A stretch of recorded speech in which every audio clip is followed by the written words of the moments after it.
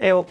So today's video is more of a continuation from last week's video on CPU specs, and we're going to be talking about what the letters at the end of CPUs mean, so they can be confusing, a whole lot of them. But let's get to it. We'll get started with Intel first, then we'll go to AMD. Alright, so first thing for Intel is no letter. So the no letter means that it's a locked CPU. You really can't do anything to the CPU and how it behaves. So when you go into the BIOS, other than change how motherboard things works and selecting the XMP profile for RAM, you can't do anything to the CPU. So it's a locked CPU, what you are given is what you get. K. Now everyone should know what K means. It means it's an unlocked processor. Basically, you can overclock it. You can do all the things that you could do with a locked CPU, and then you can also overclock the CPU. You can change how it behaves and make it draw more power and more heat for better performance gains. Completely worth it. F. Now F is one of Intel's newer letters, to my belief. F actually means that the CPU has no integrated graphics. So what that means is that you actually do require a GPU or graphics card so that you can see what your computer is doing. S. Now, S has been used in the past. I think that there was a 4770S, but to my knowledge, S meant something different back then. Intel's just released the 9900KS. So the S stands for Special Edition. It's a limited edition CPU. So it's got slightly higher clock speeds. It's got an all-core boost clock of 5 GHz, and it draws more power. So back to the letter that we're dealing with. S actually means that it's a special edition in modern day Intel lettering.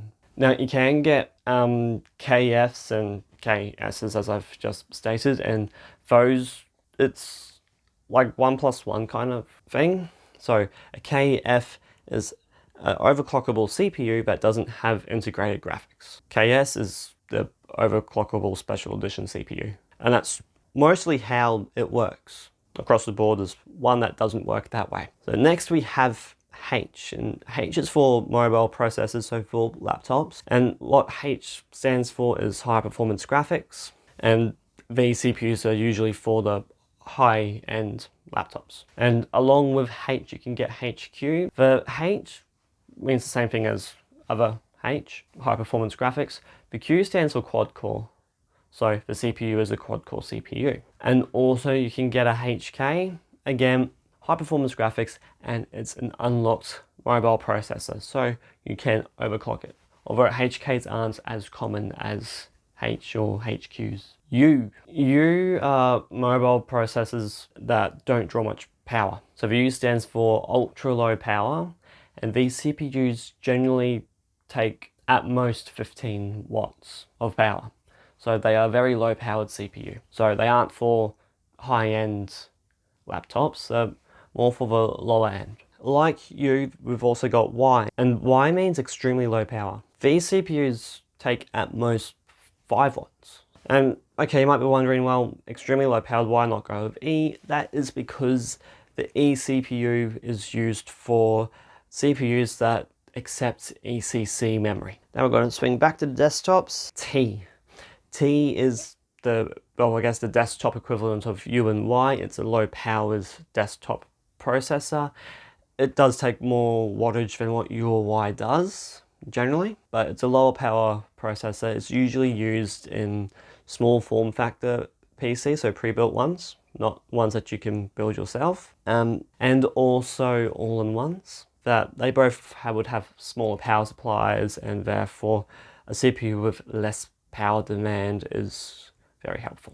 Now X and XE. Both of these CPU letters are for Intel's HEDT processors, so high-end desktop. They're very powerful, they are very expensive. Not much more to really say about it. The E in XE doesn't stand for ECC. Even though it has an E, it doesn't support ECC. It's just to say, hey look, this CPU is better than the X variant. Some other letters from Intel are R. R is for high-end mobile processors. So you're talking better processors than what H is, to how I'm to understand it. C. C is like K, just means it's an unlocked processor. and M. M means mobile, and even though like you got your R and your H, HQ, HK, U, Y, they're all mobile processors. M is actually, to my knowledge, so far only been used on Xeon processors that are for mobile devices, so laptops and whatnot.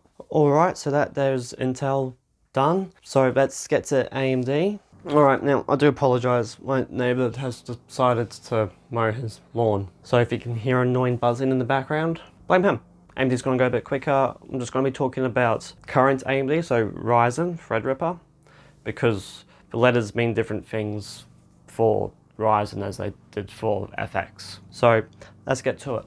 No letter and X. Both of these are basically the same. In all fairness, both are unlock CPUs. X stands for extended frequency range. So it's a better CPU. It slightly clocks better. So yeah, they're both basically the same processor. Just one has a slightly better clock. G. So this is for AMD's APUs. G means graphics, basically. So the APU has integrated graphics, whereas the majority of AMD's CPUs, so 2600, 3600, 3900X, they don't have integrated graphics, they need a GPU. AMD APUs, or processors that have a G at the end, don't require that. T and S. Both of these mean low power. T CPUs are like your normal Ryzen CPUs. They don't have integrated graphics, so it's a low power CPU with no integrated graphics. S is the same thing, it's a low powered CPU, but it has integrated graphics. H, U, and M. So all three of these letters are for mobile processors. So CPUs for laptops. H, pretty simple, high end. So it's for the more high end laptops. U means standard, so it's that step in the middle, it's the middle ground. And M stands for low power. So there we have it, that there is their mobile processors. And then we have AMD's Threadripper processors. Now, most of them have an X, the vast majority at the very least. And then some have a WX. And in all honesty, I couldn't find what the W actually stood for, so that X would stand for extended frequency range.